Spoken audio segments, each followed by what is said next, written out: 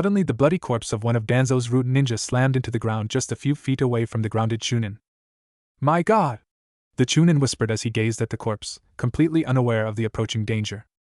Thud! Something heavy landed hard behind the chunin. Before he could even react, something slammed into the side of his head and sent him through the academy's stone gateway and one of the academy's walls. It happened so fast that not even the mob, who could see what had hit the unfortunate ninja, could give any reaction. As everyone gazed in awe at the large hole in the wall until another loud crash brought everyone's attention back to the partially destroyed academy gate. Nurayacha!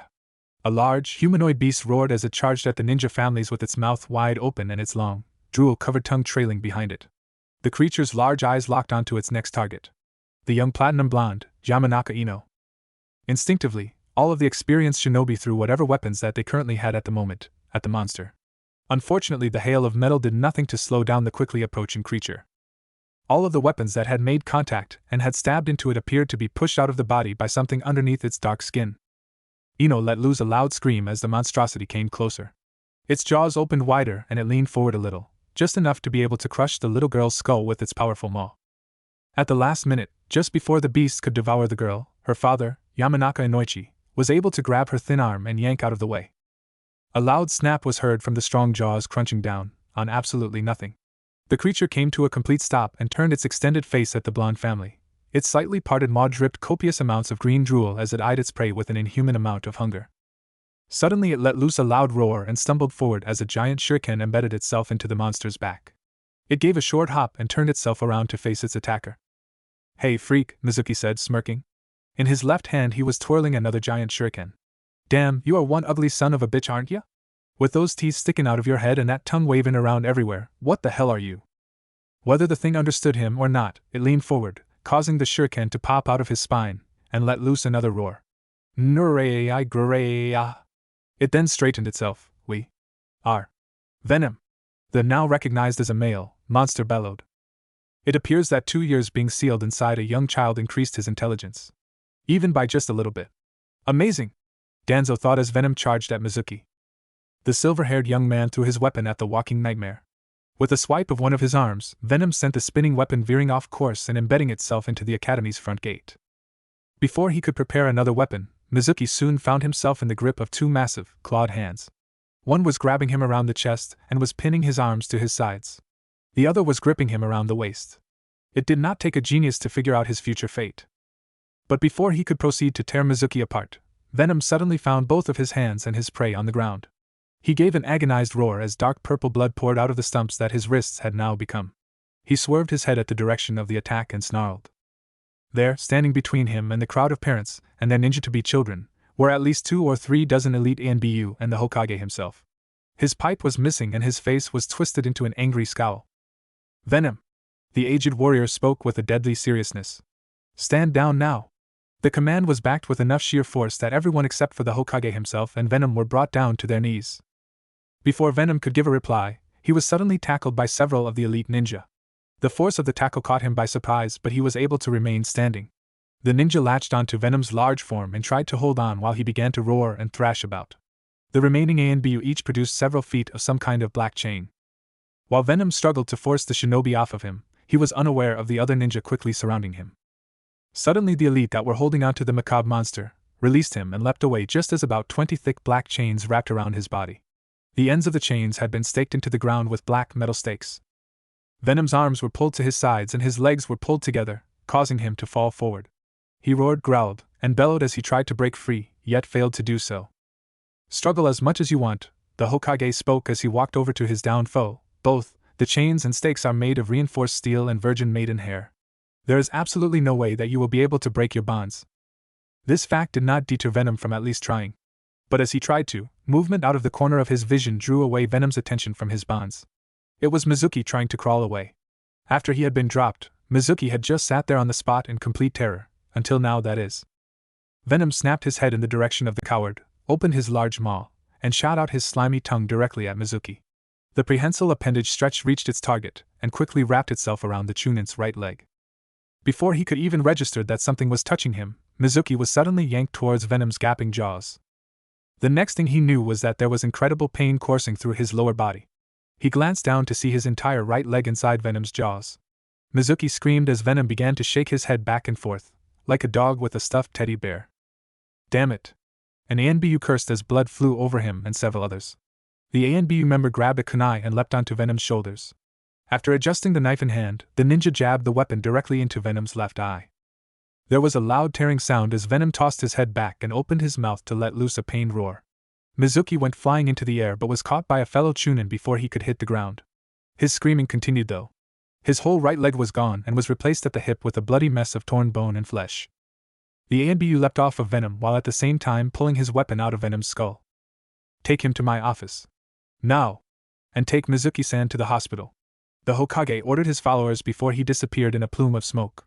He was quickly followed by his subordinates. Simply amazing.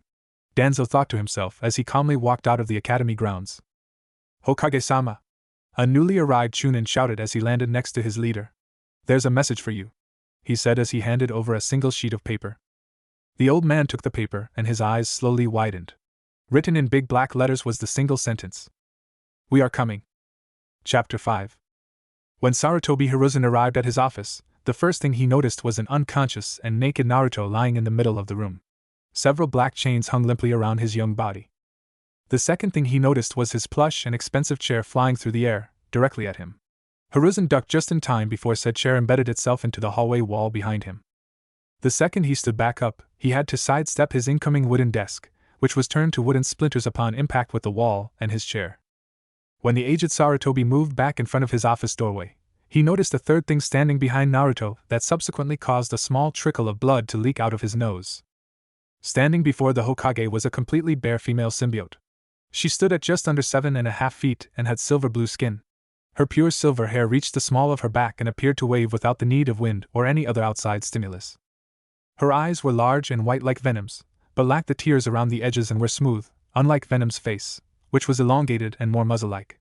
This symbiote's face was more human-like, except for her eyes and the millions of needle-like teeth in her jaws. She had 3 clawed toes on each of her feet, 2 faced forward while the third faced back. On each of her fingers, the female symbiote had sharp serrated claws. A thin layer of muscle could be seen underneath her uniquely colored skin, showing that she was healthy and thin. The creature's large, naked breast stood firm and with dark blue nipples. The only hair that the old man could see was the flowing mane on her head. What the hell have you done? The female symbiote screamed. Do you have any fucking idea how lucky you and your pitiful village are to be alive right now? You had better be grateful that Venom didn't reach his level 2 form, or else there wouldn't be a village standing here at all. Hiruzen just stared at her. Excuse me?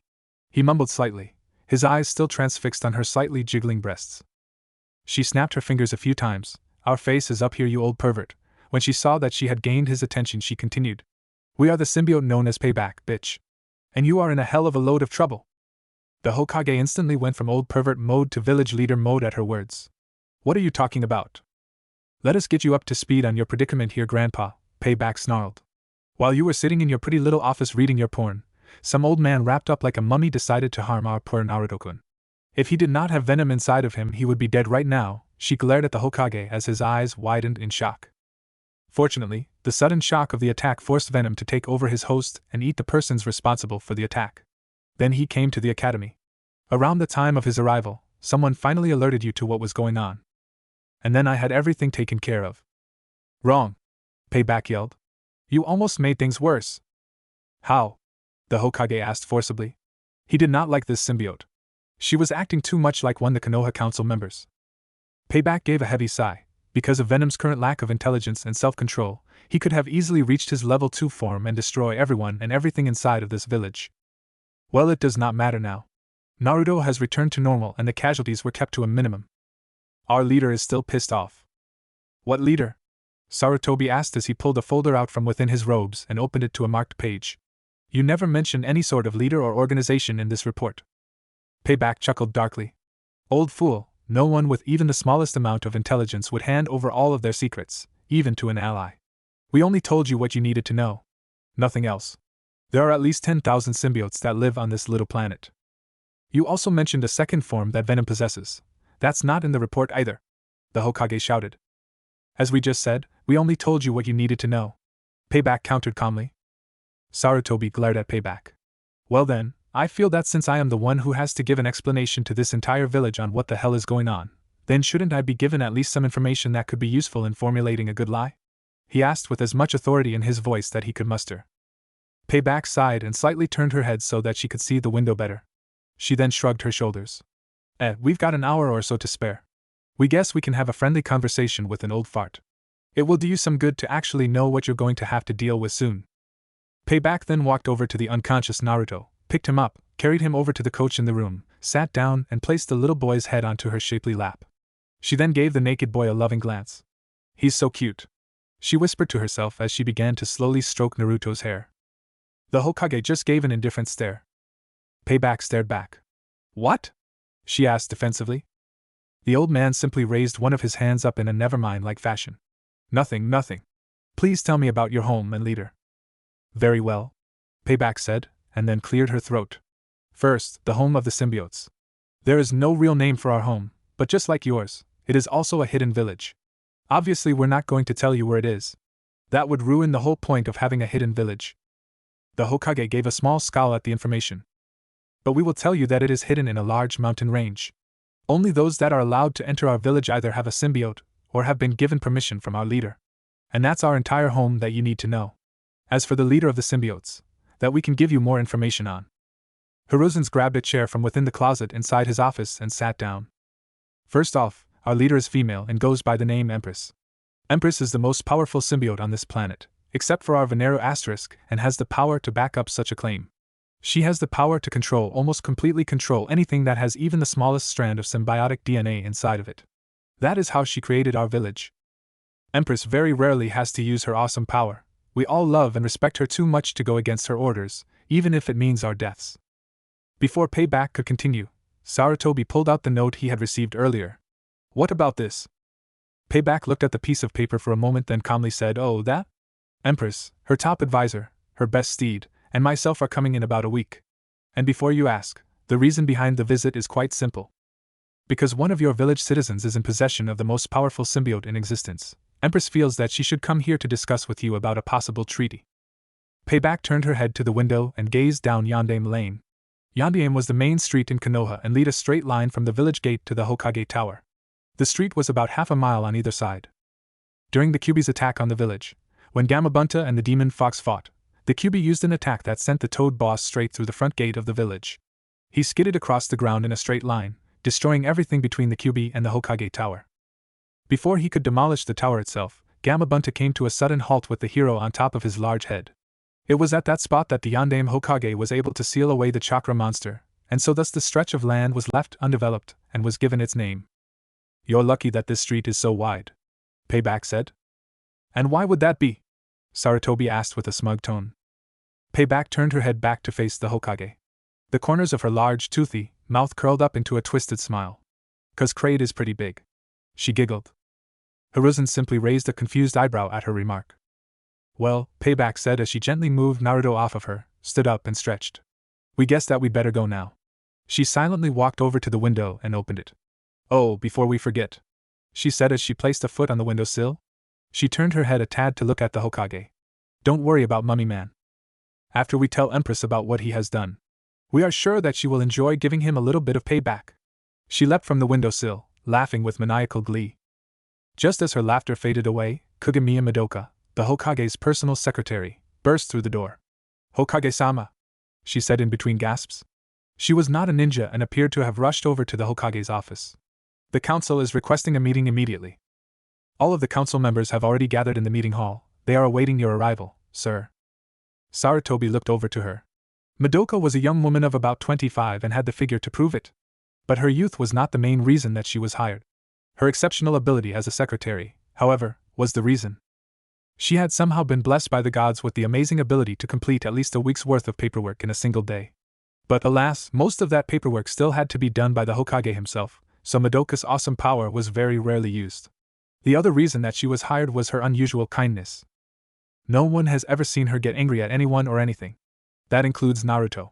One time Naruto pulled a little prank on Madoka that caused a bucket of ice-cold water to fall on top of her. She simply laughed it off and smiled the rest of the day.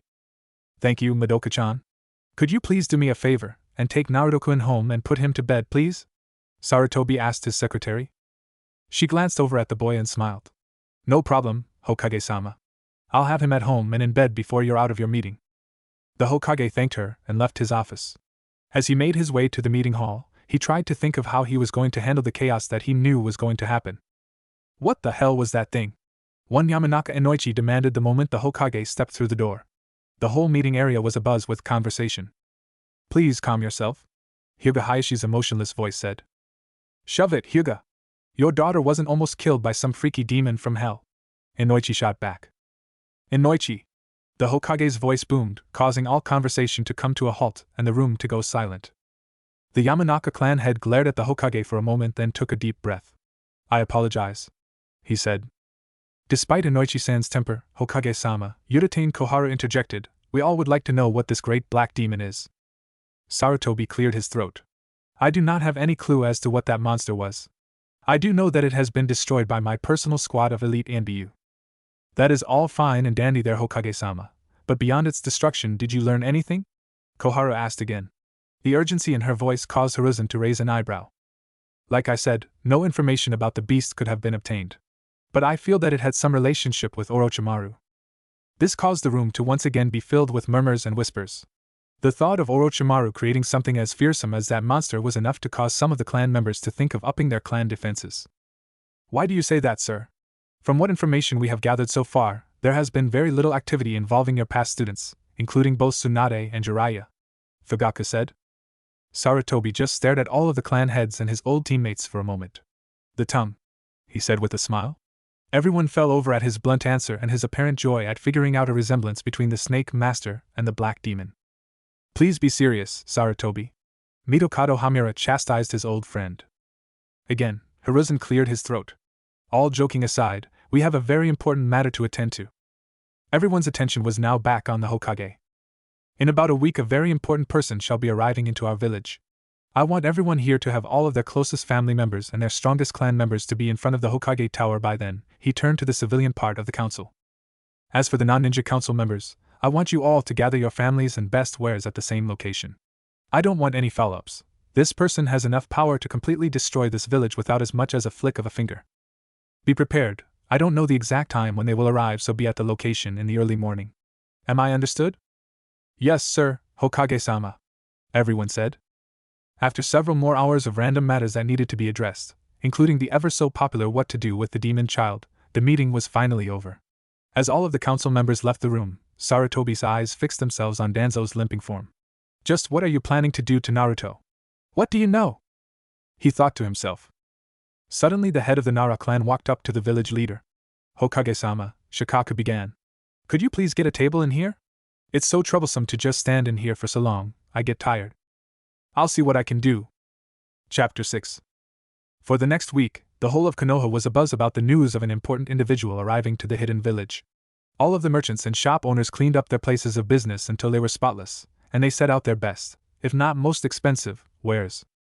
The many restaurants within the village were also hard at work, cleaning, prepared exotic dishes, and forcing their staff to work as hard as humanly, or ninja-y, as possible. Even some of the common civilian villagers were spiffing up their homes to try and impress the coming visitor. But the people working the most were the many clans of the village and the academy. The teachers and students were hard at work with their studies and teachings. The teachers tried their hardest to get as much of the rest of the year's work done as fast as possible, and the students were studying as hard and fast as possible. They were trying as hard and fast as they possibly could so that they could both be prepared for the arrival and to impress their parents as the earliest graduation class the academy has ever had. Though they got a lot of work done, they still had about a month or two of work that still needed to be done. All of the clans worked in their respected professions and styles of combat in an attempt to impress the VIP that was to arrive. The Aburame clan had been both training the future heir of the clan, Shino, and had been hard at work maintaining their special collection of insects, which was not only the largest collection with over 500 million different species of insect and arachnid, it was also one of the best tourist spots in the entire hidden village. The training that young Shino had to go through mainly consisted of him using his Kikeichu and the many known assassination techniques that the Aburame clan used. The Akimichi clan had done the same with their future heir, Choji. His training mainly consisted with him eating large amounts of food, then converting the calories gained into a massive amount of chakra, which was then to be used for his family's many different body enlargement jutsu. Choji did not complain. He was too busy eating. The Akimichi clan also had to prepare the many restaurants that they owned. Since the clan owned most of the restaurants within Konoha, they had every single store fix up the most elaborate and expensive meals possible. The Hyuga clan had been spending the week training the two young daughters of Hyuga Hayashi. While both were trained by the best in the family, Hinata failed to live up to the expectations her father had for her, while her younger sister, Hinabi, passed all expectations. Since Hinabi was receiving most of the attention, Hinata was given enough time to sneak out of the Hyuga compound and visit and train with Naruto. Her training with the hyperactive host helped a great deal with her unique style of fighting. The dog-using Inuzuka clan was also hard at work with their own family. Tsum and the rest of the clan had been busy training Kiba, Hana, and the clan's many canines. The clan was also very busy in maintaining the Inuzuka Dog Park, another of Konoha's greatest tourist attractions. For some reason the Nara clan focused more on attending to the family's several herd of deer than on the clan heir's training. Shikamaru did not complain once. The Sarutobi clan focused more on the maintenance of the village than training. But Konohamaru did not let up once in his many attempts to best his grandfather. The Uchiha clan worked just as hard as their rival, Hyuga clan. Almost every available member spent every waking moment with Itachi, training him non-stop in every single ability that every single clan member knew, forbidden or not. Since Itachi was getting all of the attention, that left little Sasuke all alone to train BT himself. Almost. Luckily, his mother was kind enough to train her youngest child instead of training Itachi. Sasuke would have preferred his father help with his training, but he still felt pleased that at least he was being given a chance to train with somebody, and not train alone like usual. The Yamanaka clan worked on the many different species of flowers that they had in the family shop. They also worked alongside the Inuzuka clan to pretty up the dog park. Ino focused more on the flower shop than on her own training. Finally, the day arrived. Yondiame Lane was cleared of all merchant stands and people. The buildings and alleyways were packed full with people. Civilian and ninja alike could not wait for the VIP to arrive. The Hokage, important clan members and shop owners, and the council members were all gathered in front of Hokage Tower. They had arrived at the location at around 8 o'clock in the morning, and had been waiting around for about an hour. Most of the well-refined clans showed no sign of annoyance, while others appeared much more on edge. Thwump! The muffled sound of something large impacting the ground was heard from far away. Nobody paid any attention to the noise, even after several more were heard. Thwump bump! Thwump bump! Thwump bump! Now the sound of something heavy but soft could be heard along with the thumps. Then it appeared just over the horizon. And it was big. It was obviously some sort of giant reptile-like creature. That thing's bigger than Gamabunta, Sarutobi thought. It stood on two thick legs that were like tree trunks. Each of its massive legs ended in a large three-toed foot that was spread wide to hold the massive weight of the monster. Each toe ended in a solid, thick claw. Behind it was a long, thick tail that was dragged on the ground. The most prominent feature of the beast was its massive gut. Its stomach was so big that it was dragging across the ground. Not even the fattest Akamichi using their expansion jutsu would come anywhere close to the mass of the creature's girth. On its stomach were three tight circular groups of spikes going straight down. Each group was evenly spaced vertically. The arms of the beast were quite long and thin compared to the rest of its actual body size. Each arm ended in two long, skinny, triple-jointed fingers with a large wicked-looking, sickle-like claw on each finger. Its neck was very short but thick. The mouth of the creature was long and alligator-like and was filled with razor-sharp teeth and had a single, small horn on the snout. Two wing-like shells were on the sides of its head. A crown of spikes adorned the back of the behemoth's cranium with a long row of spines running from the back of its head, down its back, and ending at the tip of its giant tail. It had three large white eyes that were in the shape of water droplets. The chin, front of the neck and stomach, and the underside of its tail was covered in smooth tan, leather-like skin. Its arms, legs, back of its tail and its back, along with the beast's head were all covered in dark green scales. The color and shape of his eyes was enough of an indicator to Sarutobi that this thing too was a symbiote. Sitting on top of the being's head, directly behind its eyes, were three large, crate-like objects. The first was more like a golden bed with a golden canopy with dark purple drapes. The second was just a very large wooden crate, about as big as a single-story building. The final object was small, white and looked like a medical burn tent. The beast let loose a mighty roar. Not a sound could be heard from the inhabitants of Konoha as they stared at the monster. The villagers had been told that the VIP would arrive on a large mount, they just never thought that it would be this large. The beast continued to make its way until it reached the front gate. It glanced down at the obstruction in its path for a few moments, then continued right through the gate. The structure was reduced to splinters and rubble as the behemoth marched right on through, as if the gate was not even there. It continued its way through Yondiame Lane. The people that lined the sides of the street were forced to either get out of the way or be crushed under the monster's massive girth. The beast finally came to a stop several feet away from where the Hokage was standing and let loose another ground-shaking roar. Suddenly three figures leapt out of the golden structure and landed directly in front of the giant lizard.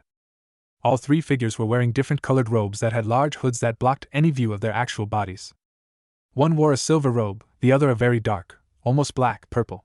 The final figure's robe was a royal purple.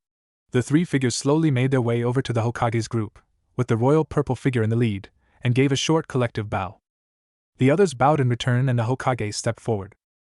As the Sandaime Hokage of Konohagakure, I would like to personally welcome you to the village. I hope that you enjoy your stay here and that you will be able to experience all that my village has to offer, he said with a smile. The lead figure nodded, then turned to the other two, who quickly leapt back onto the behemoth's head, right next to the burned tent and the wooden crate.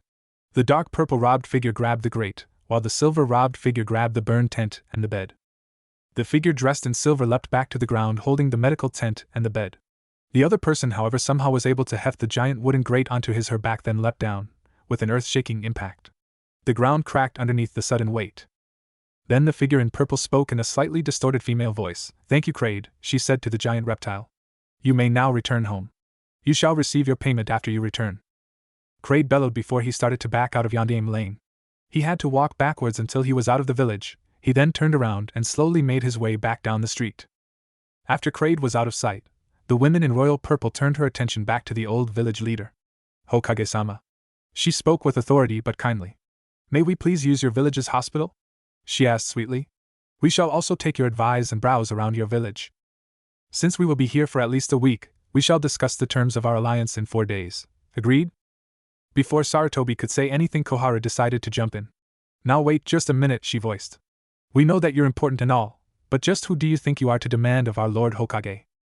Hamura was just barely quick enough to pull his old teammate out of the way as a large curved blade slammed itself onto the ground right where she was standing. The blade was jutting out of the left sleeve of the dark purple-robed figure. "Don't ever demand from our great leader," the figure growled in a slightly older female voice. Her action caused nearly every ninja in the area to get prepared for a fight. Sarutobi quickly gave the signal to stand down. "I apologize for my counsel's rude behavior." He shot a nasty look at Koharu. "I see no problem with you spending some time relaxing before business. Please enjoy your stay." "Thank you, Hokage-sama," Empress replied. "And with that, we shall take our leave." Empress and her entourage walked away and everyone else returned to their normal day routine.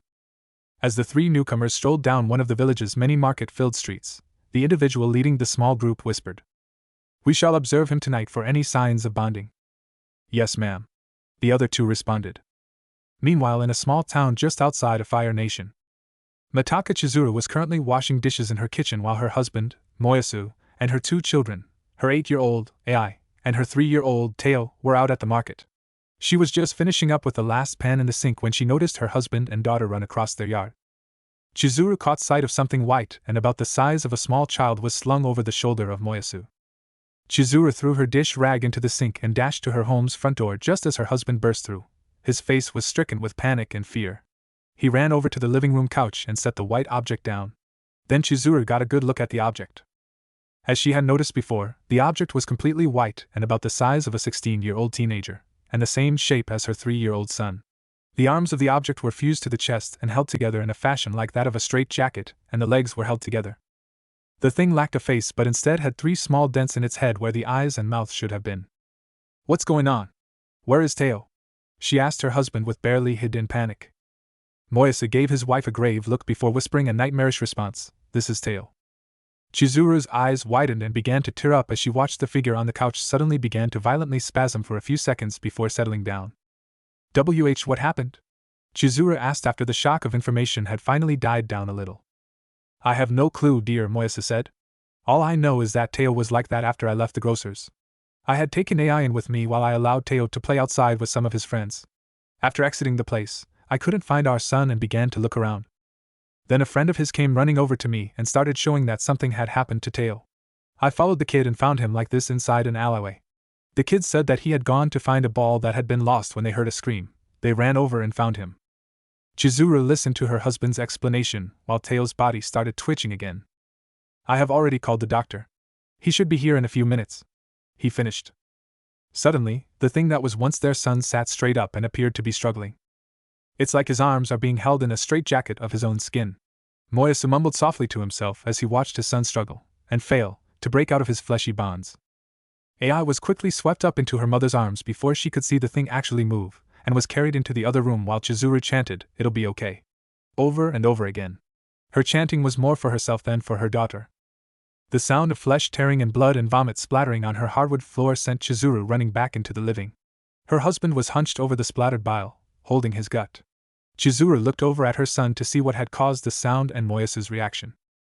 Teo's legs had been pulled away from each other in such a violent manner that the legs looked bent and the feet faced somewhat inward. Red and purple blood covered the floor and dripped from the slowly healing white flesh. The second that the white had regrown onto his legs, Teo slowly stood up, while still struggling with his flesh. He slowly shambled and struggled over to the open door. He let out a long, drawn-out groan. Venom. Then stumbled out the door and slowly made his way into town. Chapter 7. Ugh. This is so boring. A young blonde-haired, drop-dead gorgeous woman whined. She was wearing a light blue skin-tight, full-body suit that showed off every little detail of her luscious curves, including her massive breasts. She had her long blonde hair in a single ponytail. She was currently sitting on the roof of a building across from Naruto's apartment with 3 other full-grown women. The night air was cooling off the heated rooftops, making the stakeout bearable. One of the women put her binoculars down and glanced at the blonde. She had a similar skin-tight suit as the blonde, except her suit was a dark pink in color. Her hair was almost the same shade of pink as her suit, and was held in 2 long pigtails. Her breasts and butt, though, were pretty flat and could have been compared to those belonging to a young Haruna. We thought that you of all people, Samus, would enjoy a few hours of uninterrupted spying on your pedophiliac dream boy, she said. What did you fucking say? Samus jumped up and screamed at the pinkette. Her face was flushed with anger, and several blue-silver tentacles were sticking out of her back and waving behind her wildly. Well, at least we're not a flat ironing board, like you, Marta.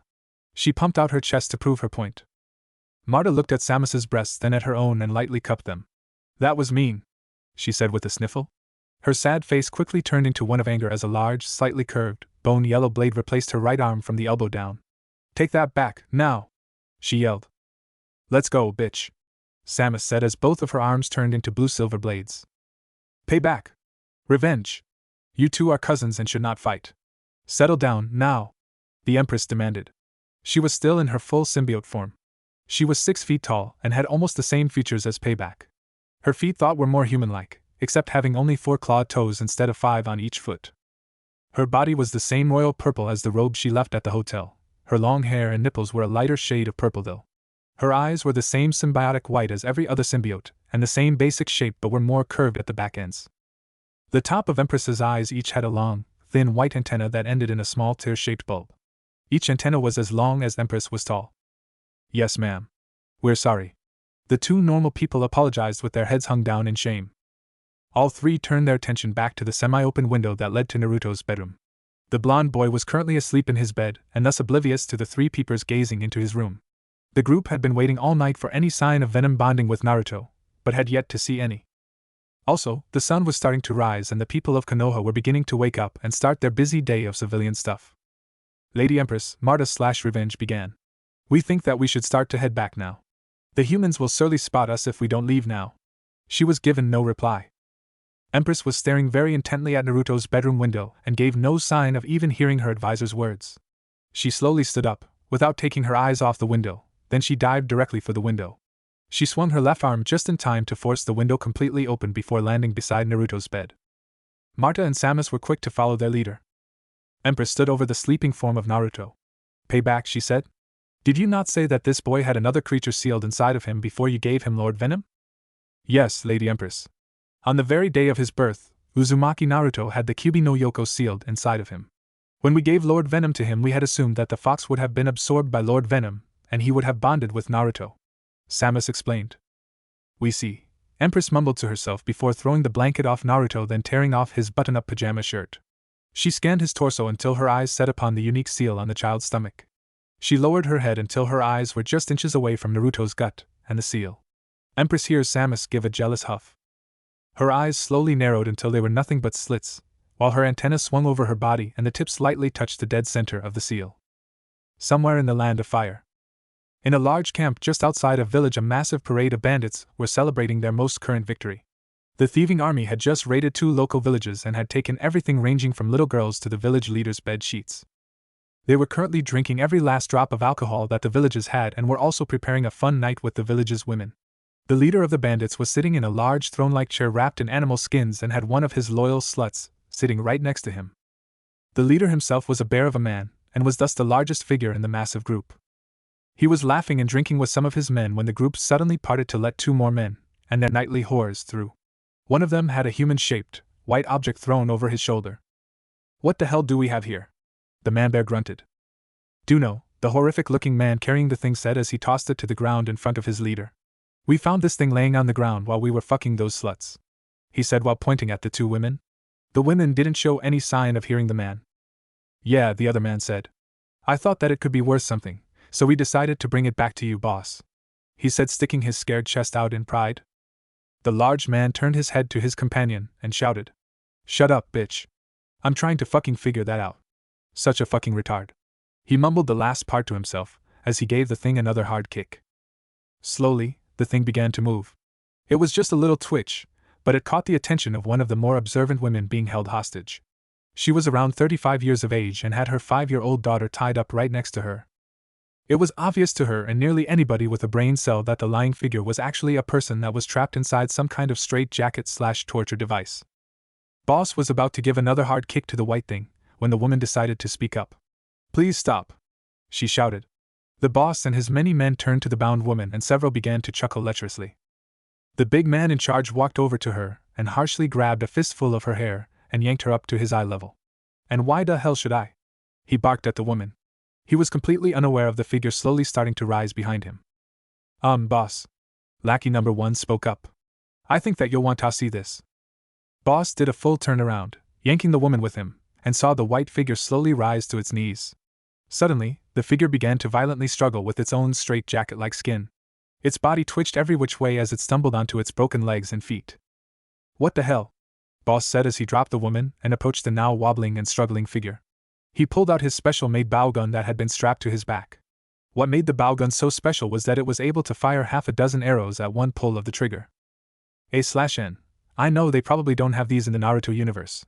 Just go along with it. Whatever the hell it is, it's gonna die. He then launched 3 of his loaded arrows directly into the face of the monster. The thing stumbled back as purple and red blood oozed out of its new wounds. The thing let out a loud groan as it got its footing and started to stumble towards the bandit boss, the arrow still sticking out of its head. The rest of the bandits grabbed their weapons but did not approach the monster out of fear. None of them had ever faced something that would not die after an arrow to the head. The boss started to panic as he unloaded more arrows into the slowly approaching monster. He kept firing and reloading until he had run out of ammo. Most of his arrows actually missed the creature, and several had hit his own men who were now either dead, dying, or had run away. Only a few of his most loyal compatriots, and sluts, still stayed to watch and to protect their stolen goods, including the still bound women. "Damn it!" he shouted as he threw his bowgun at the monster. The weapon slammed into the thing's bound chest, but it did not slow. It continued its slow pass until it was only a few feet away from its victim. Its struggling slowly came to a halt as it stood in front man-bear. It tilted its head back so that its face was looking directly to the night sky. The creature let out another low groan as something appeared to be forcing itself out of where the monster's mouth should have been. With a spray of purple and red blood, a long, thin, red tongue burst out of the creature's face. The appendage wiggled around a bit before being thrust forward, directly between the big bandit boss's eyes. His eyes widened in both shock and fear as a light green liquid leaked out through the gap between his flesh and the monster's, followed by a light suction sound. Boss simply stood still as his brain was liquefied and sucked up through the tongue-like appendage. The bound women were too terrified to even scream as one of their after several minutes of the suction sound, the creature tore its tongue out of the man's skull and began to struggle again. The bandit leader's lifeless body fell to the ground with a dull thud. Small tears leaking blood could be seen in the monster's straitjacket-like torso as it struggled. The tears continued to get larger along with the creature's size, up to 6.5 feet in height, until the monster's entire body was drenched in its own unique blood. Then, in a sudden explosion of blood, 2 long arms tore themselves free from their fleshy confines. The arms were rather thin yet very well muscled. They were completely white except for the creature's claws and fingers up to the middle joint, which were black. A loud bellow escaped the throat of the beast as another large tear formed that hole in its head. It too tore apart in a spray of blood as a pure black fangs jutted out of the tears. One of the hands came up to wipe away the blood to reveal the massive, creepy, black-fanged mouth with the long red tongue hanging out. The flesh that had housed the arms was absorbed back into the creature's body, and showed the lean, muscled figure underneath. The creature quickly cleaned itself off of the blood and slowly turned towards the remaining members of the bandit gang with a large, disgusting grin. "The hell is that?" the bandit boss's primary slut whispered to one of her fellow whores. "I am Anti-Venom," the white beast spoke slowly. Its voice was gruff and slightly distorted. Its already widely grinning mouth grew wider and more of its even, black fangs could be seen. It turned completely to face the tiny gang. "And I'm still hungry," he growled as he launched himself at his prey. Back in Naruto's room. "Done," Empress said with tired gasp. For the past few hours, the leader of the symbiote horde had been hard at work trying to remove the complicated seal on Naruto's gut.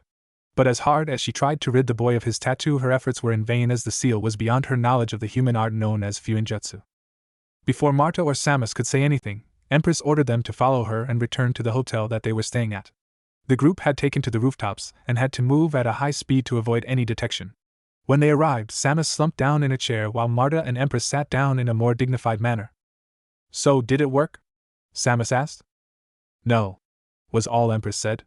The tone she said it in was of one that said drop it. Never in all her life had Empress had ever had so much trouble with anything. Ruling over Egypt wasn't even this hard. Empress thought with a loud sigh, as she held her head in her hands. The bonding process has been slowed down a great deal because of that seal on his stomach. We would have to say that in the next day, or so the benefits should start appearing. She looked outside at the morning sun. In fact, he should some of our kind's power right about now. She finished with an unusual smile. Samus simply shrugged her shoulders and stood up. "We're gonna go check up on our children," she stated. "Do either of you want to come? We have to get Lord Venom's package ready for when his host awakens," Marta stated in her normally emotionless voice before grabbing her rope and leaping out the open window. "Unfortunately, we cannot come with you to see my child and your infant. We must go and make friendly with the scum that ruled this maggot-infested rat hole," Empress said with an annoyed sigh. "Please tell my daughter that we'll see her soon and that we am still searching for the bastards responsible for her condition." Samus simply shrugged her shoulders again and grabbed her rope, then leapt out the same open window as Marta and made her way over to the hospital. She arrived and easily slipped past the employees without being noticed. Samus arrived at the room that the burn tent had been placed into and silently entered. She walked over to the burn tent and pulled apart the curtains to reveal 2 medical beds. Marta quickly arrived at the location that they had left the large wooden crate, an empty training field. When she arrived at the location, she couldn't help a pleasant chill travel down her spine and a small trail of drool to slip down her chin as the heavenly scent of the crate's contents filled her nostrils. She quickly wiped the drool away with a faint tint of red on her cheeks that was a tad out of place on her stoic face. She walked over to the crate and checked it for any damage that could have occurred during the trip to Konoha. Not finding any, Marta looked around her surroundings to make sure that the coast was clear. After, she took a very deep inhale and her whole body shuddered almost violently. "We are sure that Lord Venom is going to like his gift." She inhaled deeply and shuddered once again. "Yes. He shall." An end of this chapter at least. What is inside the crate? Who are on the 2 hospital beds? Why do I get the feeling that Hinata has a tank full of chloroform hidden somewhere? Chapter 8. Hinata gave a quiet yawn as the rays of the morning sun slowly woke her from the realm of dreams. The girl looked at the small clock that she kept on the nightstand beside her bed. "I've got a few hours before Naruto-kun wakes up and class starts. I guess I'll go take a nice bath and read my new book," she thought to herself with an unusual and sleepy giggle. She slowly rose from her bed and sleepily dragged her feet to her private bathroom and slowly stripped of her night clothes as she made her way. On the way she noticed the date on the calendar. "Oh my, it's Naruto-kun's birthday. I'll have to make him my special ramen for him later." Hinata entered her bathroom and quickly cleaned herself using the shower and filled her bathtub with warm water. After she verified that the water temperature was to her liking, the Hyuga heiress then reached underneath her bathroom's sink and pulled out a rather large and bulky magazine that she had bought a few months ago, titled The Shy Girl's Guide to Gaining Your Idiot Love Interest's Attention. So far it has been helpful to her. Like, for example, one of the magazine's tips said, almost any male thinks that the shy, stuttering, and blushing personality is cute, but it can also give the wrong impression. Learn when to act shy and when to act sexy. Hinata grabbed her magazine and got into the bathtub. She quickly got as relaxed as she could before opening her magazine and turned to the tips section of the bulky magazine. She quickly scanned over the million or so different tips as she soaked in the warm tub water. She continued to skim through the thick magazine until she reached a set of tips that caught her interest. So, she started to read and enjoy her pleasant morning. At Naruto's apartment. Naruto tossed and turned violently in his sleep as thousands of different images flashed inside of his mind. Each image had countless amounts of blood, gore, and death. Men, women, and children were seen dead or dying in the most horrid of ways. He was soaked in sweat as, finally, he awoke with a start and shoot straight up in his bed. For a second he just sat there, trying to catch his breath. He lowered his head and held it in his hands and lightly shook it. That was way too real, he thought while he wiped the sweat of his brow. He tried to rid his mind of the scary dream, yet failed. One of the less gruesome scenes flashed before his eyes. A mother was carrying her 7-year-old daughter and was running down a long, dark hallway. The mother had tears running down her face and was trying to whisper soothing words to her frightened child. The child was staring at the dark hallway behind her mother and was crying softly as a loud, metallic scrap was heard, followed by a loud thump, which was followed by another loud thump, then the loud metallic scrape from before sounded again. Suddenly, a small speck of light appeared at the end of the hallway. The woman had a look of relief on her face as she pushed herself onward. Towards the light, the scrapping and thumping continued behind her. She was nearly there when a large, great knife came out of the darkness and impaled both of the females through the mother's back and the child's stomach. Both were motionless for a few moments until the giant blade was slowly pulled out of the female corpses, and the very end of the blade fell to the ground with a heavy thunk. The great knife was slowly dragged back into the darkness, and the image faded away. The blonde chakraless kid got out of bed and began his morning routine when he saw the date on his little calendar next to his bedroom door. His face broke into a giant grin as he saw that today was his birthday. That meant that he was going the chance to eat some of Hinata's special ultimate super awesome mega ramen. Naruto couldn't wait to meet up with the blue-haired girl and so sped up his normal morning routine. Naruto left his home earlier than normal and was walking in a random direction. Hinata-chan might still be asleep, he thought to himself. He strolled down the street and began to head to his special morning training. Ever since Naruto's chakra suddenly disappeared, Iruka was kind enough to ask his old friend, Might Guy, for some help. Knowing that Guy and his young student, Rock Lee, had to deal with a similar problem, it just seemed obvious to the academy teacher that the green monster would make a good instructor to the blonde host. Just as he was about to make a turn around a street, Naruto was nearly trampled by 3 frantic-looking men on top of speeding horses. Naruto was about to shout at the men for being asses when he suddenly stopped all non-vital movement. Nothing moved, not even the smallest twitch of a muscle could be seen. Slowly, very slowly, Naruto's eyes got wider and his nose started to twitch. His head slowly turned in the direction that an unknown, wonderfully intoxicating, scent was emitting from. In an instant, Naruto was already 6 blocks away from where had been standing. It had only taken him a third of a second to move.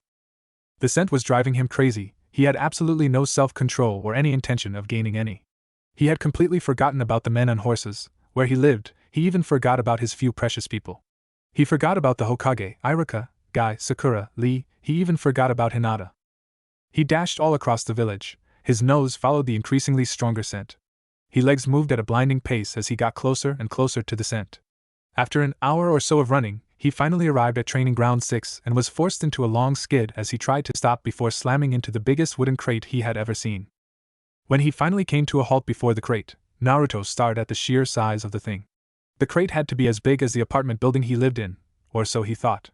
The size of the box wasn't what caught off his attention, just most of it. The rest of Naruto's adolescent mind was set on the large words written in capital letters and sprayed onto the crate with black paint. The letters read, Happy Birthday Uzumaki Naruto. From Empress, Revenge, Payback, and the whole of the Symbiote Horde. Naruto completely disregarding the weird message and turned his focus back onto the intoxicating smell that was coming from the crate. Without any hesitation, Naruto grabbed one of the sides of the crate and began to try and pull it open by force. Unfortunately for our blonde friend, the planks of wood would not budge and relinquish whatever was inside. He continued to pull and tug on the wood until he started to get angry, then he decided to punch the massive crate. To his surprise, one whole side of the crate simply fell away to reveal a heavenly sight. Inside, and spilling out of the crate, was a mountain of nothing but pure chocolate. Naruto's knees weakened at the scene as he was hit with the blast of the intoxicating scent. For some unknown reason, Naruto could not think of anything else except for the gift before him. Not even Kami's gift to man, ramen, compared to the sight in front of his young eyes. And so, he dropped to his knees and cried. Naruto cried at the beautiful scene of the mountain of chocolate. After a second or two of the waterworks, Naruto jumped to his feet and dove head first into the giant pile of sweet sugar. He shoved handful after handful into his mouth, not even bothering to chew, Naruto simply swallowing the chunks whole. The taste was beyond anything Naruto had ever tasted. Not even the rarest, most delicious ramen ever could compare to the sheer pleasure the chocolate had on his taste buds. In a surprisingly short amount of time, the great mountain turned into a hill, then into a pile, and finally was completely gone, disappeared inside the young boy's gut. After Naruto had eaten the giant pile of sweets, he leaned back against one of the crate's walls and let out a satisfied belch. Naruto sat there for a few moments, and allowed his meal to digest before looking up at the sky and the sun's current position. His eyes widened as he realized what time it was. Damn it, he cursed, I'm gonna be late for class. And with that, the hyper host shot off in the direction of the academy. Thanks to the extreme training that guy had put Naruto through, he was able to make it to the academy and into Iruka's classroom before the bell rang. He quickly got into his seat, next to Hinata, and plopped down into the chair, panting heavily from the run. Seeing that her not-so-secret crush was late, which in itself was unusual, but that he was also hot, sweaty, and looking just too sexy for her to tear her eyes away. Iruka entered his classroom and began the class by explaining some random stuff about chakra that Naruto paid absolutely no attention to. All Naruto heard was, blah blah chakra. Blah blah important. Blah blah Naruto pay attention. And not much more. So Naruto followed the narrow way and quickly fell asleep with his head on his desk. Naruto's mindscape. Naruto slowly waded through the waist-deep water that flooded his mind. This was not the first time Naruto had entered his scattered brain. Being a ninja required that one must have total control over both body and mind. Thus every ninja to be must enter their own minds and understand and interpret their own thoughts and emotions. Naruto had no clue as to what his thoughts and emotions meant and just fooled around. Today, though, he decided to explore a bit into the dark depths of his mind. As he trudged onward, Naruto noticed weird black veins covering the walls of the sewer as he progressed deeper into the darkness. Naruto continued onward until he appeared in front of a massive gate that was completely covered in the strange black veins, except for a small slip of paper with the kanji for seal written on it. He stared up at the structure with wide eyes. From how much he could see, Naruto had to guess that the gate had to be bigger than the Hokage mountain. If the child had been paying attention, he would have noticed the black beast that was standing just a few feet away from him. If he had been paying any attention at all, he would have seen the monster's mouth turn into a sinister grin. If he had been paying even the smallest amount of attention, Naruto would have noticed the glob of black goo flying directly for his blonde head. The black goo splattered into Naruto's surprised face. Before he could even begin to struggle, a rush of information flooded his mind. Naruto suddenly snapped awake, and with perfect timing. Iruka had just finished the lesson and was allowing all of his students to go home early, after lunch of course, because of the festival tonight that was meant to celebrate the defeat of the Kyuubi no Yoko. Naruto gave out a loud yawn and turned to Hinata, who was already reaching into her bag for something. The rest of the class was filing out of the room at a steady pass, leaving the 11-year-old girl and the now 12-year-old boy alone in the classroom. Naruto didn't have to wait long to find out what Hinata was reaching for. Hinata pulled from her pack a giant bento box that was wrapped in a white cloth. Naruto took the lunchbox with wide eyes and a drooling mouth. It was the biggest lunchbox Hinata had ever given him. Today was turning out to be a great day. First Naruto had that giant crate full of chocolate, and now he was going to have the best ramen ever. Though, he wasn't going to tell the folks at Ichiraka that, of course. Thanks, Hinata-chan, Naruto said, grabbing the giant box. He took the extra chopsticks that Hinata had packed along with her own lunchbox and began to eat. After his first bite, Naruto stopped eating. Hinata saw her crush halt his meal before even digging in. Is something wrong with the ramen, and Naruto-kun? She asked, worried that her special ramen was not as good as she had hoped it was last year. Naruto was quick to wave his hands in front of him in a no, not at all manner. No, of course not, Hinata-chan. Your ramen is as perfect as ever, it's just. Hinata leaned in closer to the boy. Her full attention was focused every single twitch of his body, and the very sound of his voice, searching for some hint of lying. It's just? Hinata said to make him continue. Naruto smiled at his friend and spoke.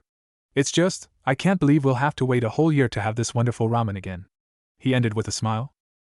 Hinata turned red at the praise to her cooking and gazed downward. Well, if you would like, I could make it whenever you would want. No. He was quick to say. Unfortunately, this also had the dual effect of causing a cloud of despair to form over the young Hyuga's head. Fortunately, Naruto was quick to end her sadness. If I could have it whenever we wanted, then your ramen wouldn't be special anymore.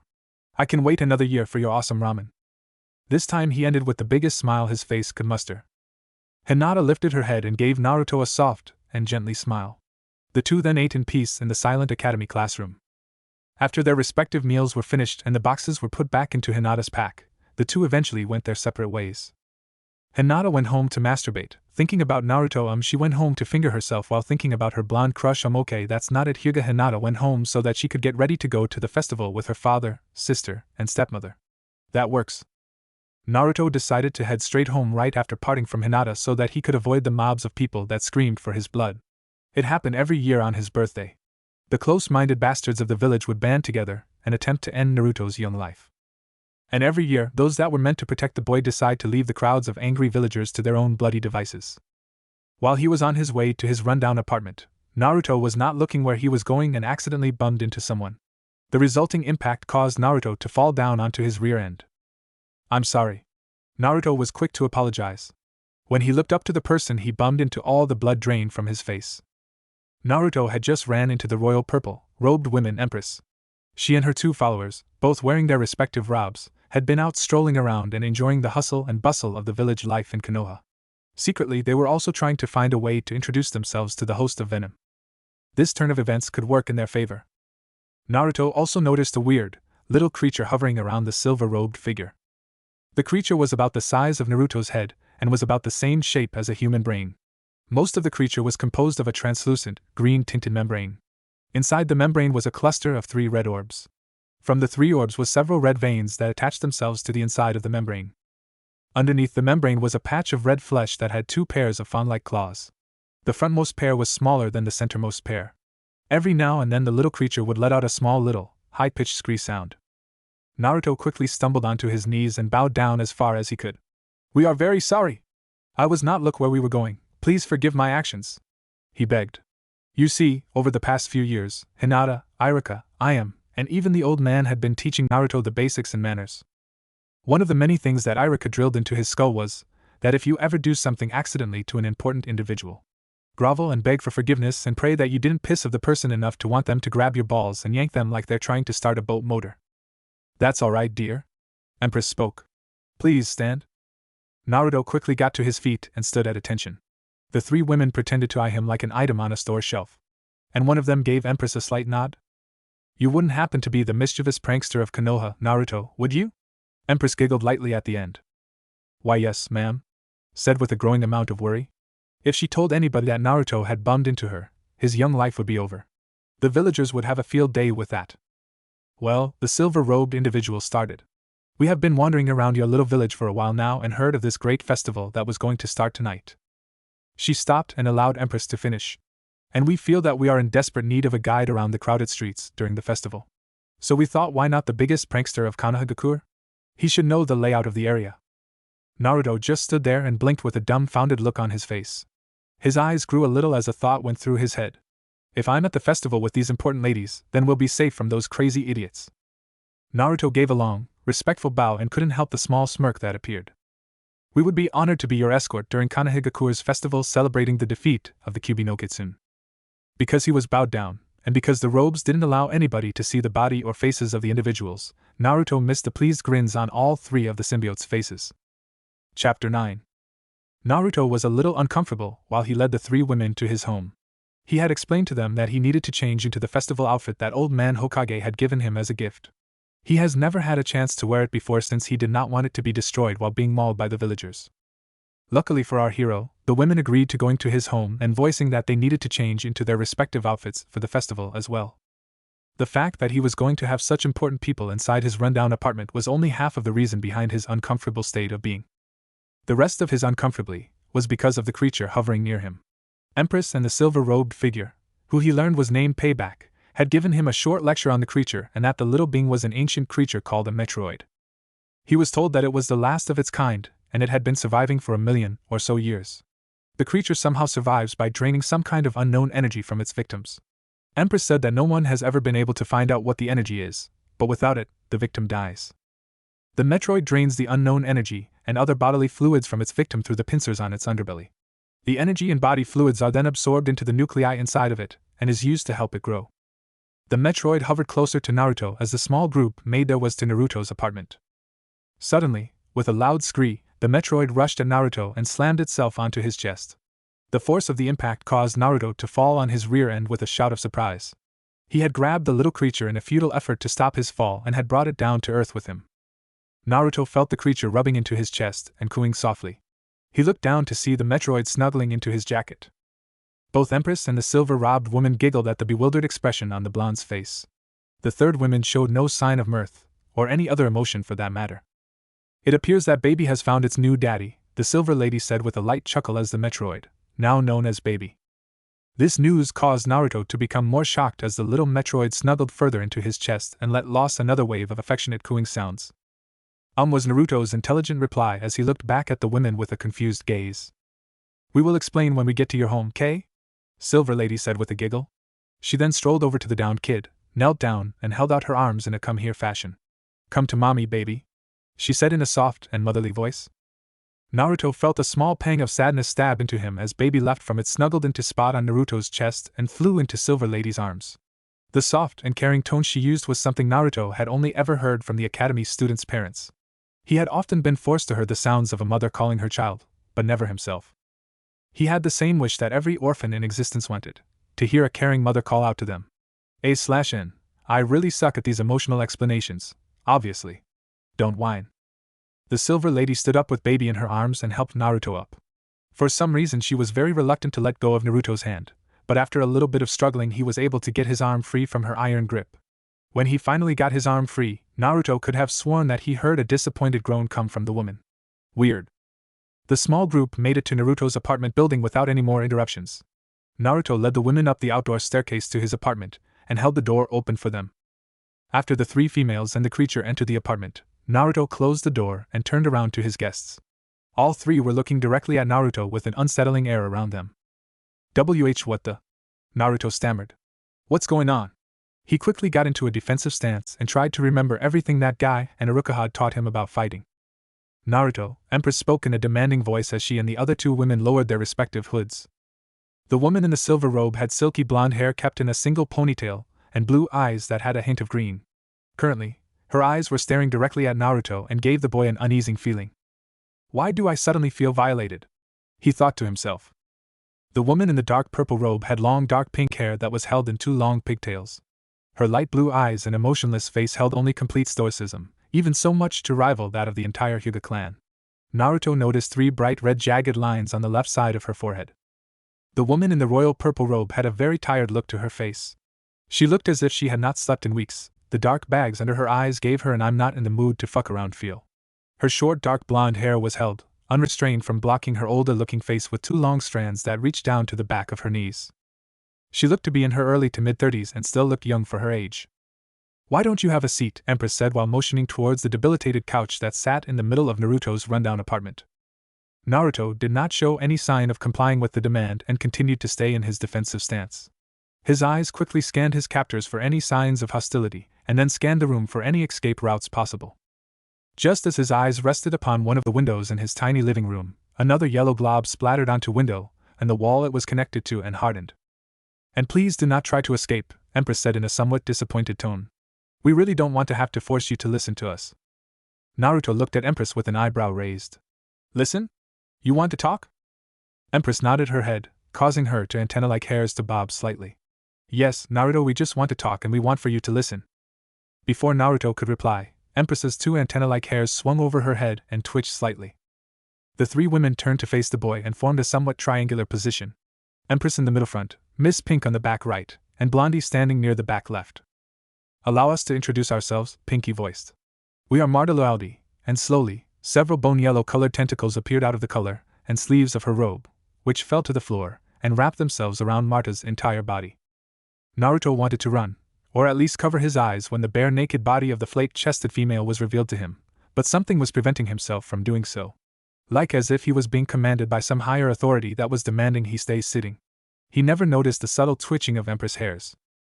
The tentacles finally came to a rest after a minute or so of slithering and twitching. The appendages slowly appeared to melt into one another until there was a smooth, bone-yellow humanoid shape standing where Marta had. Then the humanoid figure started to shake, slowly at first, then violently. Her body appeared to be shaking so violently that her body actually began to blur a bit at some of her movements. While Marta was vibrating like a virgin schoolgirl's first time, Naruto noticed her body changing at the same time. First was her change from 5'7" to 6'3". Then her body actually began to take a humanish definition, such as the lithe muscle that formed on her arms, legs, and the rest of her female body. Her fingers grew a little longer and ended in sharp talons. The same happened to the toes on her feet. Naruto noticed that Marta was still flat-chested, but he could see her lungs actually enlarge enough that her ribcage was pressed almost painfully against her new bone-yellow skin. Another pair of lungs could be seen forming underneath the skin of her back. The three red lines on her forehead grew out of her head and twisted themselves into three small red blades. The new blades then laid themselves against her head in a three-fanned windmill-like fashion. Marta's hair grew a tad and changed color from pink to a darker shade of yellow than her skin, the same color of her nipples. Her featureless face changed as well. The sound of tearing flesh brought Naruto's attention to Marta's foaming mouth. The flesh where her mouth should have been was tearing away as dual rows of monstrous fangs grew out of her upper and lower jaw.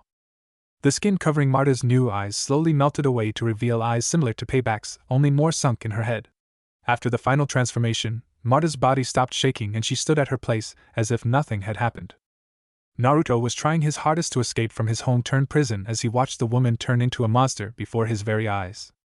Nothing had terrified him more than seeing the transformation, not the beatings, not the mobs, not even that one nightmare he had of Hinata getting made at him and turning into a giant she-demon from hell with a whip in her hands. We are the symbiote known as Revenge. She finished her earlier sentence. Empress looked over at her advisor and back at Naruto. Her two long hairs stayed in their current position and twitched every now and then. A tiny smile formed on her tired face. She then turned her head towards her blonde companion, who was looking too disturbingly happy. We are Samus Aran, she nearly giggled before she too dropped her robe as silver-blue tentacles and tendrils covered her body. Samus' transformation was not as violent as Revenge's and was more controlled and smooth and liquid. Naruto noticed a horizontal line that ran across her breasts. The line ran from one side of her breast, stop at the nipple, then run to the other side of the luscious orb and stopping at her sternum. The same was for her other breast. Naruto's face quickly turned a bright shade of red as the massive pair of breasts were now just inches away from his face. Do you like big beautiful breasts, Naruto? She asked in a deliciously sexy voice. Payback raised her breasts up closer to the blonde's face, which, in turn, caused his face to become a brighter shade of red. Do you want to touch them? Payback asked seductively. She could see Naruto's unwavering gaze on her chest and the slight twitching of his hands as he unconsciously trying to grope the symbiote. Don't be shy, she coaxed. Here, we'll help you. She gently grasped Naruto's wrists with two thin tentacles that sprouted out of her forearms and slowly drew them to her breasts. Just as his fingers grazed the supple flesh, Payback's breasts actually burst open into two pairs of fang-filled jaws, complete with a tongue inside each. The lines that Naruto had seen were the opening to her extra jaws, hidden as a pair of breasts. Naruto jerked back in surprise at the two maws that suddenly appeared before him. At the same time, Payback released his wrists, thus causing the boy to fall back out of the coach and to land hard on the wooden floor of his cheap apartment. Baby zoomed over to the downed kid and squeaked in worry, and hovered over him frantically. Payback giggled softly at Naruto's reaction and leaned over the coach to get a better look at his fallen state. Sorry there, Naruto. That normally happens whenever we get excited. She giggled again. Payback then reached out and grasped her adopted child and cuddled it, whispering, "It's okay, baby. Daddy is okay," in a soothing, motherly voice. Baby quickly calmed down and wriggled free of its mother's grip and decided that Naruto's dish-filled sink was more interesting than the conversation. Naruto slowly crawled back up and sat back down onto the coach, while Payback walked back to her spot near Empress. Naruto kept a keen eye on Miss Freaky Tits for the rest of the day. Empress looked over at Payback and gave a small smile at her companion's antics before turning back to Naruto. As you should know by now, we are the host of the Symbiote Empress. We go by the human name of Annette Birkin, Miss Birkin said while motioning to herself. She then motioned to Naruto and spoke in a strong, inspirational voice, "And you? You are the host of the great symbiote Lord, Lord Venom." Meanwhile, Sarutobi Hiruzen was rubbing his temples in a vain effort to halt an upcoming headache. Just a few hours ago, 3 men from a small village on the outskirts of the Land of Fire had arrived and demanded to see the Hokage about some kind of emergency. His secretary had allowed the 3 men an audience with the village leader, but when they burst through the Hokage's door yelling all at once, no sense could be made from whatever they were saying. What made it worse for the old man was that, combined with the 3 frantic men that would not calm down and the slowly growing amount of paperwork on his new desk, the head doctor of the village hospital was requesting that he be given an audience with the Hokage as well. So, after having the best secretary to ever exist help sort out the paperwork and force the crazed men out of his office and calm them down, Hiruzen was finally able to complete some of said paperwork and was about to call in the 3 outsiders. He just felt that letting them wait for a few hours would be a good enough punishment in nearly giving an old man a near heart attack. The 3 men entered the large office in a more orderly fashion than before and stood side by side in front of Sarutobi's desk. The man between the other 2 was still sweating and appeared to be restraining himself from shouting out at the old man. With a soft sigh, the Hokage asked, "What is the state of your emergency that it requires the use of the village hidden in the leaves?" The man in the middle slowly took a deep breath and released it in an effort to calm himself. Hokage-sama, something awful has happened to my son." His entire body was shaking with every word. "Yes? Please continue," Sarutobi said when he noticed the man hesitate to continue. The man took another deep breath. My son was covered in this white stuff." This statement almost had the old man yank out a form to file for pedophilia, but halted when the man continued. "The stuff was like some kind of body bag or something, it just covered my son. He wouldn't move or react in any way for a while. Then the man had to stop for a moment to hold in the vomit that was threatening to spew out of his mouth. He then swallowed hard and continued once again. Then he started shaking and twitching like mad. Me and my wife could hear his groaning, and it was just horrid. It looked like as if he was trying to break out of a straitjacket made of his own. He took another calming breath. Then his body split open and he grew legs. Again, the man nearly lost his lunch, but held it down. Then he just walked out of my family's home. Before the aged village leader could ask the man for any useful information, the other people in his office began talking about how they had seen it too and that their friend was telling the truth. After a few minutes of shouting, the Hokage silenced the men, then asked them the basics for any potential mission. Where they were from, how much they were willing to pay, and the like. After the information was gathered and the men were gently escorted to a hotel, courtesy of his lovely secretary, Sarutobi asked that the doctor be let in. The doctor calmly entered the office and walked up to the village leader's desk. "What is the problem?" Sarutobi asked, foregoing any formalities. He just was not in the mood today. "Well, Hokage-sama, there is a problem at the hospital," the doc said. Hiruzen gave an exasperated sigh. "I guessed as much." "What kind of problem?" "Well, after you issued room 312 off limits," he paused for a moment to think of the words he wanted to say. "Things have gone to hell in a handbasket." Sarutobi coughed lightly. "Please, do explain." "Well, I've lost 3 nurses, 5 patients, and one of my best doctors. To add on to that, the door of room 312 has become somewhat." Again the man had to think of what to say. "Fucked up," he ended bluntly. This time, Hiruzen coughed a little harder. "Please, I would like an explanation." Well, the man began with his favorite word, before pulling out a sheet of paper out of his coat pocket. "The door is covered in what appears to be human skin dripping in blood. Ever since I've lost my staff, nobody dares to go anywhere near that door. I would greatly appreciate it if the Hokage himself were to check out this bizarre situation." The Hokage agreed to look into the hospital's problem later. He had a feeling that Lady Empress was involved in all of this somehow. But right now he just wanted to go out with his beloved wife, son, and grandson, and enjoy the festival's activities. Though he did not approve what the festival always led to, he still liked to enjoy himself before the mob would make any advances on Naruto. Back with Naruto.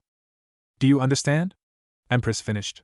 For the past hour, the 3 women had been explaining to Naruto what he had become.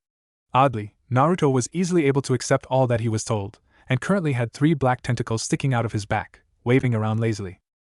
Where any normal person would either freak out over what he was just told, or have an emo look at himself and understanding what really makes sense or whatever. Naruto just accepted it, like as if he had really known about it all his life, but nobody told him so before, whether it was true or not. "Yes, Lady Empress. We fully understand." He spoke obediently, while Empress' antenna hair twitched. Naruto stood up and stretched a bit before asking, "So, are you 3 ladies gonna change?" The women nodded a yes and made their way into Naruto's bedroom to change, not out of modesty for themselves, as Naruto had learned.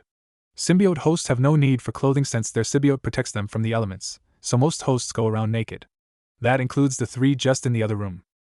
Naruto walked over to his small hall closet and opened it to reveal the one article of clothing that he owned that was not orange. It was black. And that was it.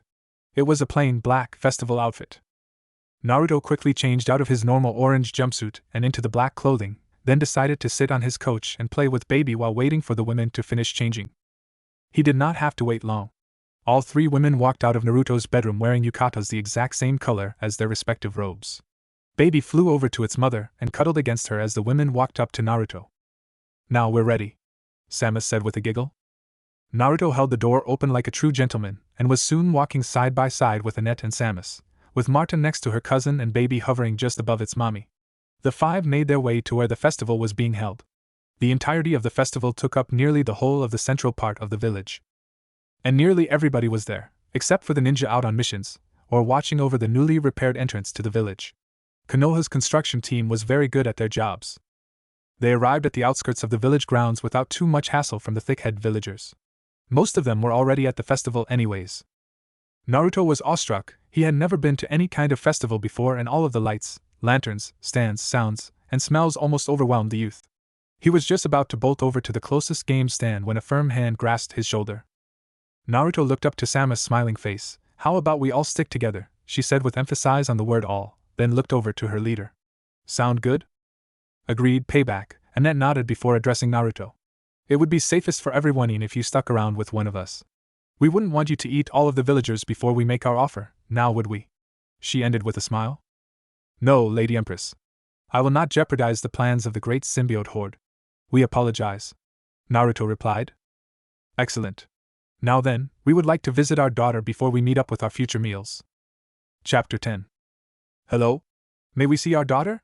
Annette asked the bored-out-of-her-mind receptionist at the front desk of Konohagakura's hospital. The young lady lazily looked up from her magazine for a split second before speaking. Sure, whatever. You know where it is? Yes. And with that short discussion over, Annette made her way throughout the hospital's halls until she got to the stairs. She quickly looked back and forth and saw that the coast was clear before extending her hair up to the top floor's handrail. She quickly pulled herself up the flights of stairs and continued to room 312. Annette was used to hospitals after the horrible accident that befell her daughter. Annette actually turned part of the grand mansion that was her home into a hospital so that she would be able to stay near her beloved child. It did not take the symbiotic ruler long to find her daughter's hospital room in the empty hallway. The blood-soaked human skin that was nailed to the rusted metal door was one of the things that alerted her to the room. The peeling walls that revealed rusted iron fence behind was another. Annette walked over to the door, unfazed by the sudden twitching of the skin as she reached for the door handle. But before her hand could touch the fleshy handle, she stopped all movement. How long do you plan on standing there? She spoke darkly as a figure rounded the corner of the hallway a short distance away. Danzo? The old warhorse could not help but smile at how peeved his mere appearance made this woman. My fame precks me, he thought to himself, as he slowly walked closer to Annette. I wonder, he spoke, still smiling. How did such a beautiful woman such as yourself become the leader of a bunch of body snatchers? He chuckled the last part. Annette slowly withdrew her hand and slowly turned her head to the bandaged man. The smile she wore was almost sickeningly sweet, as was the way she responded. Do you really want to know? Oh, yes. Please, enlighten me. I know for a fact that he stopped to think for a moment. Lord Venom, was it? Is much stronger than you, yet you are the one in charge. In my personal opinion, that is a bad idea. The strongest should control any form of civilization. Annette chuckled lightly. You truly are an old fool. Danzo raised his only visible eyebrow in question. And why is that? The power of an individual is not always measured by the force they put behind a punch, but also by how they can influence and control a crowd. She spoke coldly. Do you think I don't know that already? I have been on the Konoha Council for years. I know how to manipulate people. Danzo's voice showed signs of his dislike of Annette's attitude. Do you really? How are you so sure that your Precious Root won't all of a sudden turn on you? How do you know that your loyal followers will stay loyal, Tamaro? She replied with a sinister chuckle. I have had an entire squad composed of Yamanaka dedicated to mentioning the loyalty of my Root members. He practically shouted. He did not like to be questioned by anybody, especially some slut from outside his wonderful village. And how are you so sure that they won't betray you? She asked lightheartedly. Which only pissed off Danzo. The old warhawk was somehow able to keep his composure. Might I ask you the same? How does a weak woman like you keep her subjects' loyalties? Not by fear, I assume? He asked as calmly as possible. Of course not. We use a more effective method of gaining loyalty from our kind. You have said that enough already. You also said that you would tell me what it is that you do to attain that loyalty. And like we said earlier, you are a fool. No great leader would ever tell someone of their secrets. But I thank you for telling me yours. Brainwashing is such an inferior method of control, but to each his own, we guess, she stated in a humorous tone. Now Danzo was pissed. This bitch was playing with him, and he would not have it. He was the most powerful man in Konohagakura's shinobi council. Annette turned back to the flesh-covered door and turned the handle. We are glad we had this little chat, mummy man. She then walked into the pitch-black room, leaving Danzo steaming mad at the spot he stood. That bitch is going to pay. My ninja will find that carnage symbiote, and then we'll see whose method of gaining loyalty is inferior. Danzo thought as he walked down the hall, away from the oozing door. Naruto was having a great time at the festival. Throughout the few hours he had been there, not a single villager tried to attack him. In fact, they outright stayed as far away from him as possible, probably because of the two beauties he had with him and the weird creature hovering above his blonde head. They still whispered rude comments about him, though. Of course, Naruto paid no attention to the people at all whatsoever. His mind was only on the goldfish scoop game that he was currently failing at. He was squatting in front of the long tank and had a small pile of broken paper scoops next to him. On his other side was a squatting Samus, who had a big grin on her cute face as she watched Naruto get more frustrated after every try. His eyes tracked a single goldfish, not too big but not too small either. He lowered his scoop to just above the water's surface and tried to anticipate the movements of his prey. Suddenly, with a quick swipe of his wrist, Naruto scooped up the fish and was about to place it inside the small water bowl he held, when the paper suddenly tore apart and the fish fell back into the water. "Arg," Naruto growled as he tossed the broken scoop into the pile next to him. Baby circled above the blonde and let out an angry scream that sounded like Naruto every time he failed, then it would coo in a laughing manner. The owner of the little stand was practically in heaven. Normally he would have been like all of the other villagers and would have tried to avoid the brat coming to his stand, but with how much money he was making off the kid, he just didn't care anymore. Samus giggled at Naruto's frustration. That face he made whenever he was in deep concentration was just too adorable for her. She just wanted to smash his face into her breasts in one giant hug. But she was in public and would control herself until the moment she was alone with her Venero. Across the street, however, another girl was having completely different thoughts. And they were somewhere along the lines of "Who is that cunt near my Naruto-kun?" Actually, those were Hyuga Hinata's thoughts exactly. The heiress was standing on the other side of the street, hiding behind one of the many booths with her two best friends, Tenten and Ami. When Tenten became the teammate of Hinata's cousin, Niji, the two had slowly become friends. Their friendship was further cemented when Tenten gave Hinata one of her many different copies of the How to Catch Your Idiot Boyfriend books/magazine series. Ever since Tenten has been helping with Hinata and her non-existent relationship with Naruto. The only reason that Hinata had become friends with Ami was the simple fact that neither could stand one Haruna Sakura. Ami couldn't stand the pink-haired bitch because of how much more popular with the boys, her grades were better, her father was not a idiot drunk, and that damn forehead of hers was too damn big. Hinata could not stand Sakura for the sole fact that her Naruto paid more attention to the pink-haired girl than to the brunette standing only a few feet away. Since the two shared the same dislike for the Haruno, why not become friends? "Who is that with my Naruto-kun?" Hinata voiced her thoughts through clenched jaws. Tenten was currently flipping through one of her books and was not paying any attention. "I don't know. I'm more worried about that thing above his head." Ami spoke as she watched Baby zoom around in circles. Her eyes were completely focused on the little creature. Hinata kept her eyes glued onto the pair, and every single movement that the female blonde made that showed any sign of having to deal with Naruto caused Hinata's eyebrow to twitch in agitation. Tenten nodded her agreement with the purple-haired girl, though she wasn't really listening. After watching Naruto fail at the fish game several more times, Hinata and her friends finally witnessed Naruto's success, and with fish in a water-filled plastic bag, both he, the floating animal, and the blonde woman left the stand. Hinata and her friends secretly followed and hid every time one of them were threatened to be seen. "Where did Marta go?" Naruto asked when he noticed that the other symbiote host missing. Samus just shrugged. "Who cares? All that matters is that us, you and Baby are having a great family evening." She gushed the ending, and Baby could in agreement. Naruto tried to hide the slight red to his face, but Samus still saw it and smiled. Since Naruto had never had any real family, the thought of having one, even with the unique Samus and Baby, was at least a mildly pleasant idea. Just as the trio was about to move on to the next interesting stand, Baby gave a pained scream. Samus' head snapped around so fast that Naruto thought that it would come off. Her eyes widened beyond belief as she saw Baby weakly hover over to her. Baby had a single shuriken embedded into its little body. To say Samus was pissed was like saying that Hinata doesn't stutter. Samus was beyond livid. Baby weakly hovered over to its mother and gave another pitiful scream.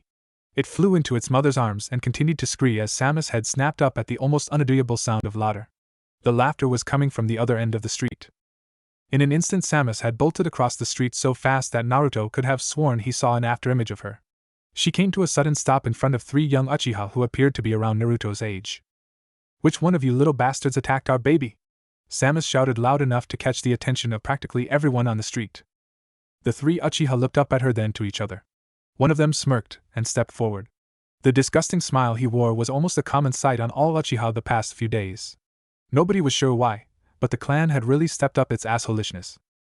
"It was me," the kid that stood forward said, with no small amount of pride. "That thing was just so small and moved so much that it practically screamed target." He chuckled at the end. The other two Uchiha laughed as well. The feel of being lifted in the air by his color caused the humor to escape the boy. He was hoisted off his feet and brought up to Samus' angry face with her left hand gripping the back of his collar and her other holding Baby. Naruto finally caught up to Samus and saw the anger written on her face. And it scared the living daylights out of him. None of his pranks had ever made anybody this mad, not even any of the thick-headed villagers looked at him like that. Baby saw Naruto come up and wiggled itself free from its mother's arm and weakly hovered over to the boy. It cooed and nuzzled into Naruto's chest. It then looked up at him. Which was weird since the Metroid had no eyes, or ears, or any other visible form of collecting aside information and converting it into thought. "And what made you think that attacking our baby was a good idea?" Samus spoke in an unusually calm voice. her grip tightened on the boy's collar. The look of shock on the boy's face quickly disappeared and was replaced with the smug grin normally found on Uchiha. I am an Uchiha, so I can pretty much do whatever the fuck I want. He then leered at Samus. Like you, for example? Samus just gave a crooked smile before lifting the boy higher into the air and slamming him onto the ground hard. Ow. Bitch! The brat shouted. He was about to say more when a large silver blade entered his field of vision. He slowly looked up to see that all of the blonde woman's left-hand fingers had turned into 4-inch claws. The crowd's reaction was what you would expect from a village full of ninja. Most, if not all of the villagers had seen at least one of the many impressive techniques that the ninja that they lived with could perform. So the crowd showed little to no reaction when blades repleased Samus' fingers. You know? She spoke calmly with a sadistic smile. We haven't had a decent meal in ages. Her lips parted to reveal her many sharp fangs. The youth's eyes widened in fear as an evil glint flickered in the blonde's eyes. Would you like to feed us? She struck a threatening pose, her arms stretched out at an angle, her legs slightly spread apart, and her fang-filled mouth grinning. The threatening pose gave the feel of a lunging predator. Before anything could happen, a loud voice rang out. What is going on? The crowd slowly parted to reveal Uchiha Fugaku, followed by his 2 sons, his wife, and several more Uchiha members. Because the Kyuubi festival was such a big event, Fugaku had forced every single Uchiha back from whatever mission they had so that the whole clan could celebrate a victory they had no involvement with. Samus quickly reverted back to normal and shouted, "This son of a bitch attacked my baby," and pointed an accusing finger at the young boy. She then shot a look at Naruto. Show them. Naruto looked at her for a moment and complied. He held out the injured baby in his arms and showed all the weapon that was still embedded in baby's tough membrane. Baby gave the most pitiful, soul-wrenching, sad coo it could muster, and the whole female population of the crowd gave a collective, "Awa." Soon after, the crowd was filled with how cute and how could anybody hurt something that adorable? About 100 dozen glares landed on the Uchiha boy. The Uchiha leader looked at the creature, then to Naruto, then to Samus. "So?" was his emotionless response. Then, Samus lost it. She let loose a feral scream and launched herself at Fugaku, claws and fangs extended. Itachi was quick to intercept the Anjiri woman and was able to defend both himself and his father by blocking Samus with his scabbard. The other members of the clan showed no sign of even noticing the attack, but Fugaku and the clan members that happened to be on the council all smirked. Naruto instantly tried to think of some way to solve the current dilemma when the crowd began to chant, cheer and jeer at the 2 combatants. Itachi was surprised. This woman was actually able to push against him and was basically about to hand him his own ass. When a sudden loud screech brought both man and woman's attention to baby. The creature had hovered out of Naruto's arms and was hovering back and forth in a threatening fashion. Samus gave a devious smile. "Feed our child," she boomed in a victorious voice. She adjusted her grip so that now she was holding onto Itachi's hands. Baby gave a loud aggressive screech as it charged at Itachi. The Konoha shinobi tried to struggle free from the woman's grip and was once again surprised by her strength. His head snapped from the woman to the Metroid. Itachi quickly activated his Sharingan just as the creature latched onto his face. Right at contact, baby's back claws gripped Itachi's head and a weird sucking/warbling sound emitted from the creature as its smaller mandibles moved in a back and forth scrapping manner as it glowed red and began to absorb the energy from the Uchiha. Samus released her grip on Itachi's hands and backed up with a smile gracing her face. Itachi, on the other hand, instantly dropped his weapon and grabbed at the Metroid before a muffled scream came from him. Now the crowd was murmuring softly as Itachi clawed at the creature and screamed in obvious pain. The members of his clan were also speaking amongst themselves on whether or not they should help their prized ninja or not. As baby fed off of the screaming Itachi, the weapon in its back slowly fell out and the wound healed itself. Naruto just stared in awe at what was happening. So that's how baby feeds, he thought to himself. Itachi continued to scream as people that could actually do something other than stand and bitch came to his aid, or so they hoped. They tried beating on the creature, bashing it with whatever they could find. When they tried to stab at it with Itachi's discarded sword, baby forced Itachi to move out of the way. Eventually, Itachi was brought to his knees and his screaming had died down to just ragged breaths. Baby released its meal and gave a burpish scream before happily hovering over to its mother, who had returned to normal once again, and snuggled into her arms before falling asleep. Itachi slowly leaned forward before falling face first into the ground, unconscious.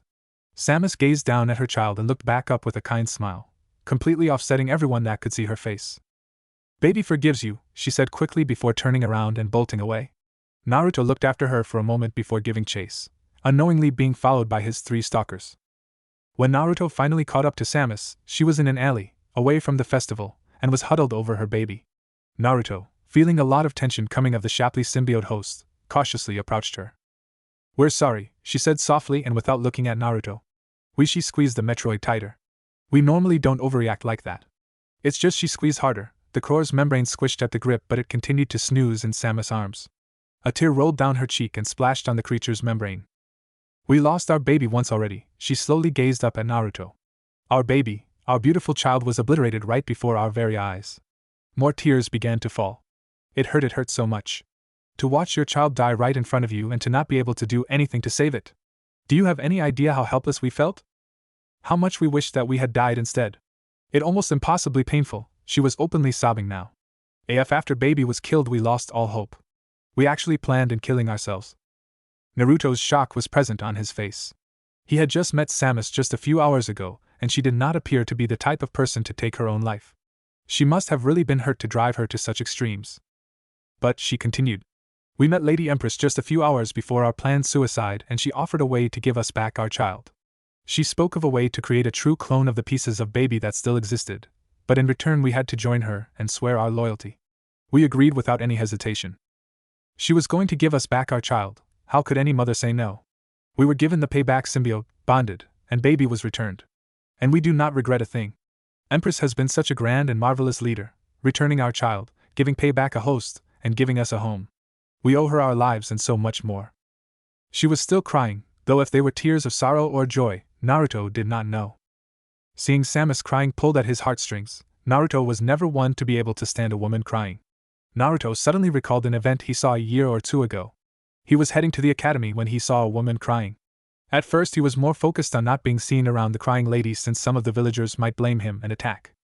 Instead, however, what must have then woman's boyfriend had wrapped his arms around her in a hug and whispered comforting words, like "Sure, it'll be okay and I'm here, I'll make it all better." Naruto looked around to check for any villagers. Since none were around, that he took a deep breath and closed the gap between Samus and himself. He hesitantly moved his arms forward and made an attempt to hug Samus. The instant that his fingers touched her, though, she suddenly tackled him to the ground, one arm around his neck and the other holding onto the sleeping baby. So Naruto was laying on his back, bewildered, in the middle of a street, with a crying blonde woman on top of him.